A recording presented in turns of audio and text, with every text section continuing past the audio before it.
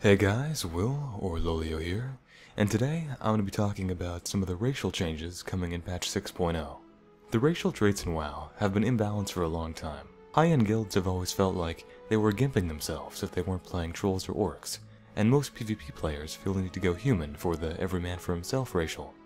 A good example of this balance issue was back in Throne of Thunder, when the troll beast racial was extremely overpowered on certain fights, like Horadon and G-Kun, but would have been entirely useless in the tier without a beast boss. So with these new changes, Blizzard wanted to bring down the outliers, mainly trolls and orcs, for their Blood Fury and Berserking racials, and then bring the others up to a balanced baseline. To do this, they're removing old passives, replacing obsolete abilities, and adding in some new ones. For example, because hit and expertise are completely removed, the racials that give bonuses to those stats had to be changed. So first off, let's talk about humans. They're losing the mace and sword specialization racials, which are currently the ones that give expertise. The human spirit, which currently gives spirit, will instead give versatility depending on your level.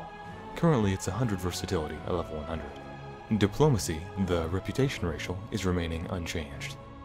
The big one here is every man for himself. Due to its high power in PvP, it was the one that everyone thought would be nerfed, but it's actually remaining unchanged as well. This is pretty surprising to me, but I believe Blizzard said that due to itemization changes, they didn't feel the need to modify it. Orcs, as some of the outliers, are being nerfed quite a bit. While Blood Fury still increases attack power and spell power, both Hardiness and Command are receiving some changes. Hardiness now only reduces the duration of stun effects by 10%, down from 15%, and Command only increases the damage dealt by pets by 1% instead of 2%.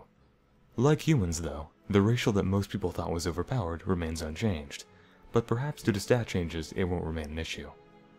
Dwarves received a couple of pretty big changes.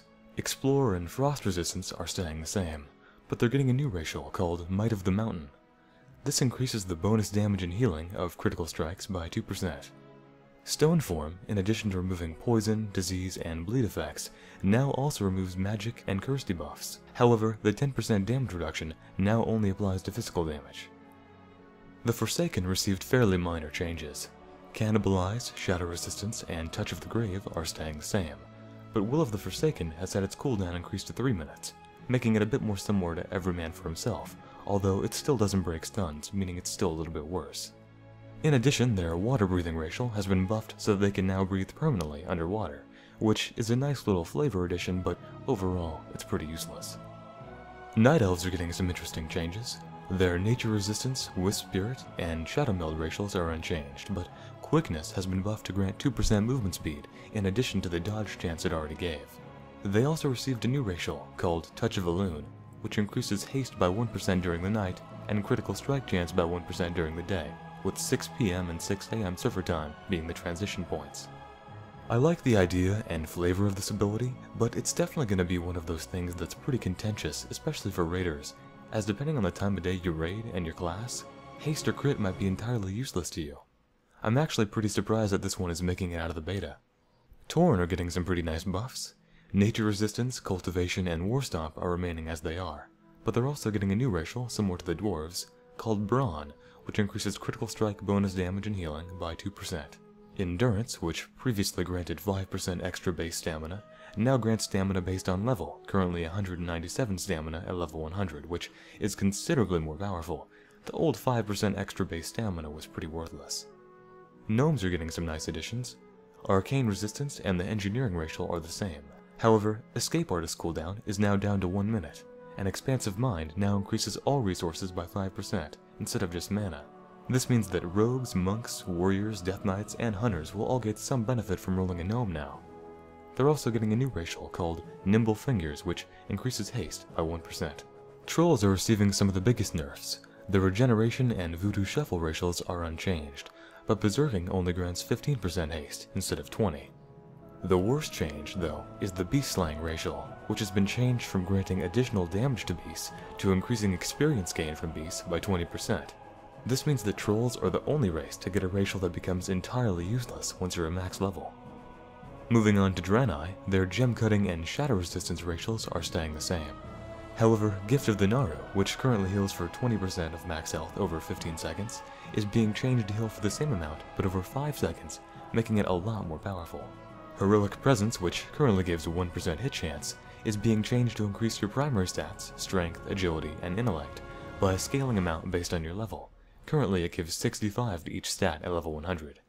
That's a pretty good change. Heroic Presence was a great racial when it affected your entire party, but once it was nerfed to only affect you, Draenor racials were considered pretty poor.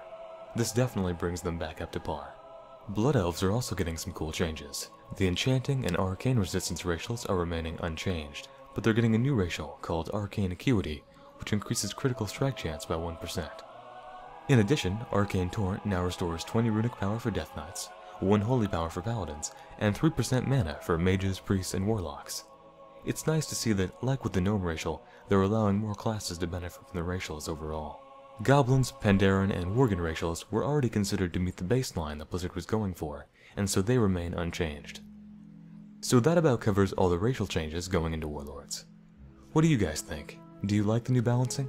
I think that, for the most part, the changes are good. The one that's still a bit iffy, in my mind, is the Night Elf Touch of Elune, only because of its variable nature. I think that a lot of people are going to complain about it, and I'm surprised it didn't get changed in the beta, but I wouldn't be surprised if it gets changed in a future patch. Anyway, that's all from me for now. If you enjoyed the video or found it informative, please leave a like, comment, and subscribe. Thanks for watching.